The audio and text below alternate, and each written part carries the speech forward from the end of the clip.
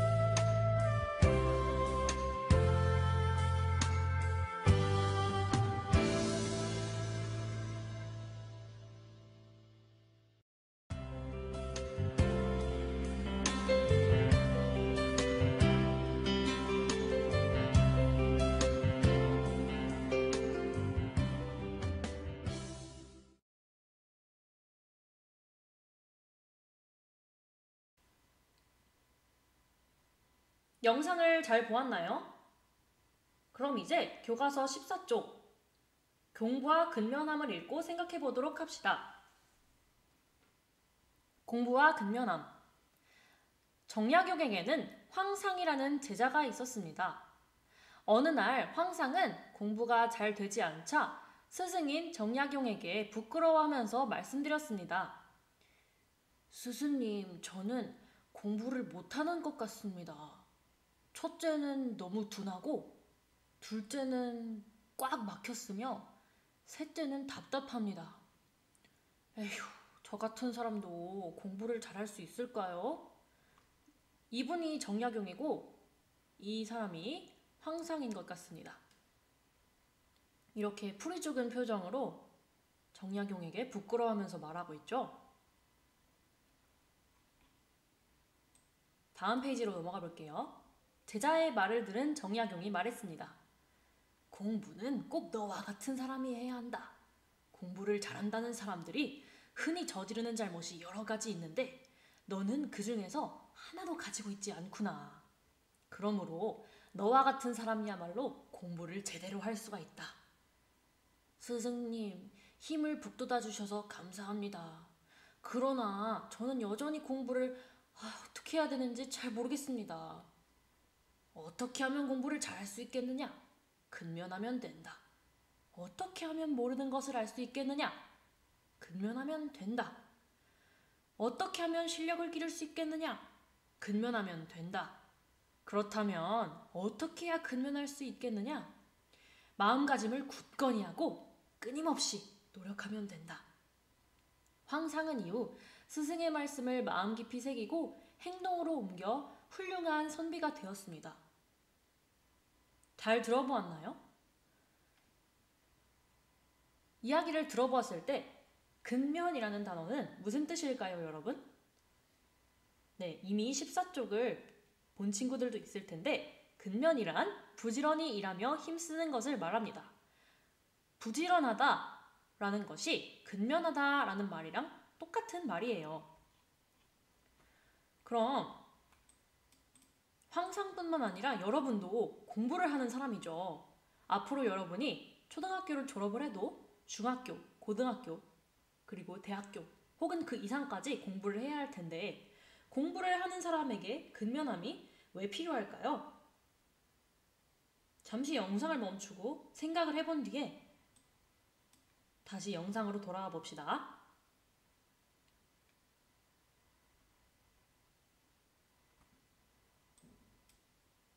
생각을 해보았나요? 네. 한 번이라도 나쁜 일을 하면 도덕 공부를 한다고 말할 수 없기 때문에 항상 노력해야 합니다. 그럼 다음 질문으로 가보도록 할까요? 공부를 근면하게 하기 위해서는 어떻게 해야 할까요?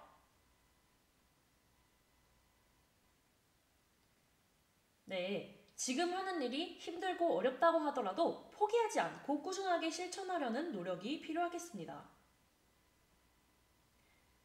마지막 질문입니다.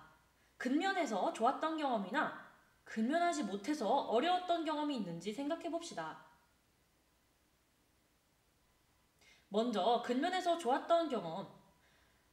부지런하게 청소를 해서 내 방이 깨끗해졌습니다.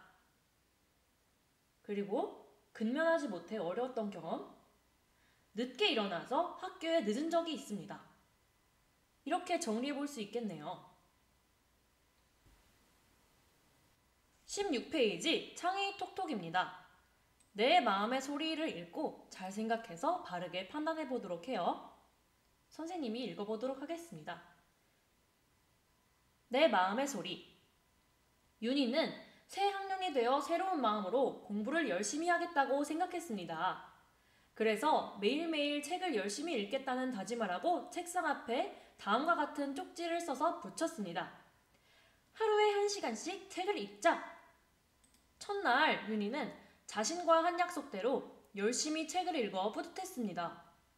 그런데 이틀이 지나고 3일째 되는 날에는 친구들과 노느라 책을 읽는 것을 깜빡 잊어버렸습니다. 그래서 저녁 식사를 하고 책을 읽으려 책상 앞에 앉는 순간 평소에 즐겨보던 재미있는 텔레비전 방송이 시작되었습니다.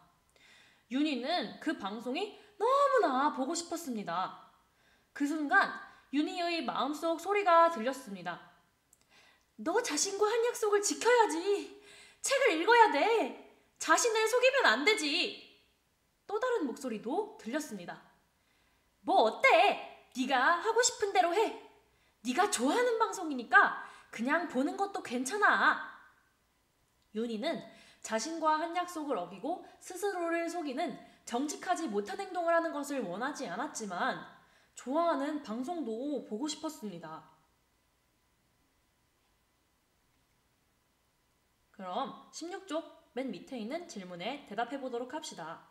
잠시 영상을 멈추고 생각해 보아요. 잘 생각해 보았나요? 첫 번째 질문입니다. 여러분이 윤희라면 어떻게 할까요? 그 까닭과 함께 이야기해 봅시다.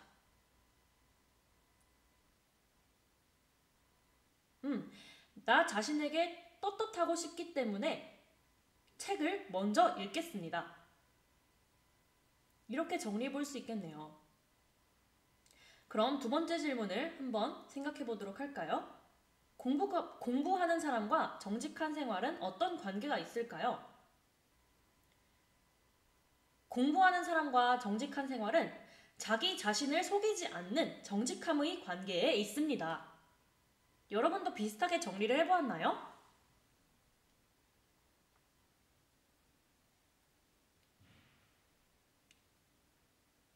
그럼 이제 17쪽으로 가서 들꽃마을 집배원을 보고 성실한 생활 자세의 중요성을 알아보도록 합시다. 들꽃마을 우체부.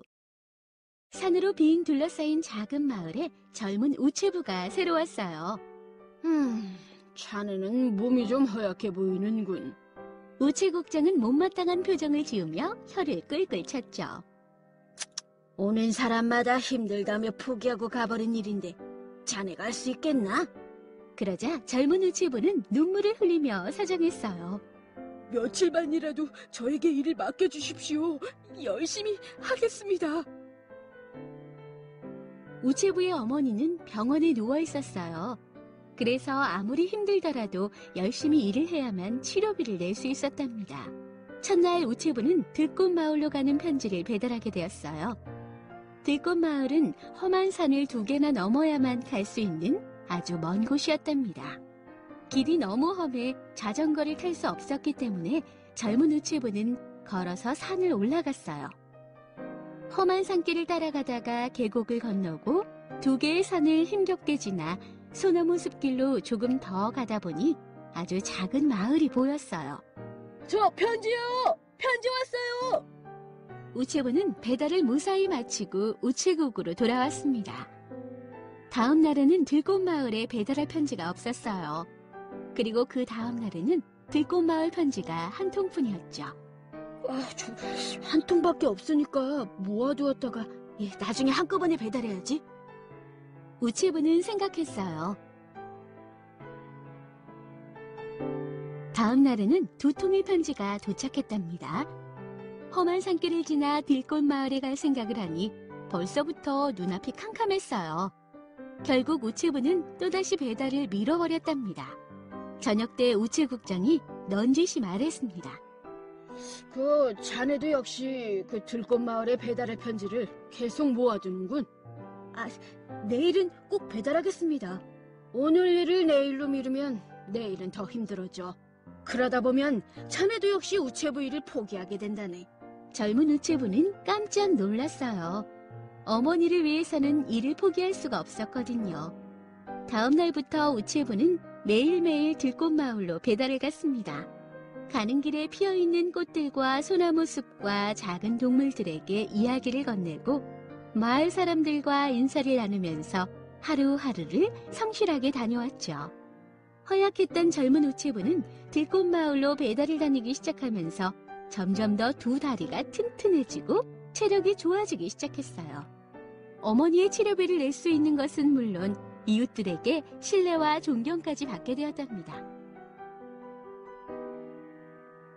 어린이 여러분, 뿌린 만큼 거둔다는 속담을 알고 있나요?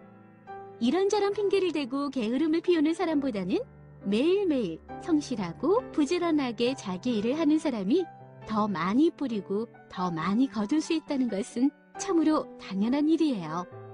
들꽃마을 우체부처럼 성실하게 생활하다 보면 몸도 마음도 건강해지고 보다 멋진 삶을 살 수 있다는 사실 꼭 기억하세요.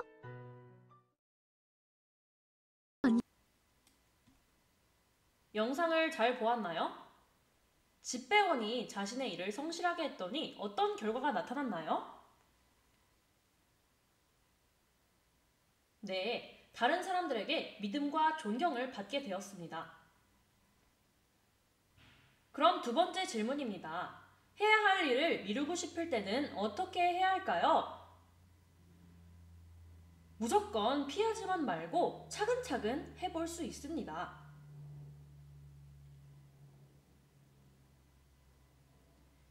마지막 마음 튼튼은 학급 규칙을 지켰는지 안 지켰는지 돌아볼 수가 없기 때문에 생략하도록 하겠습니다.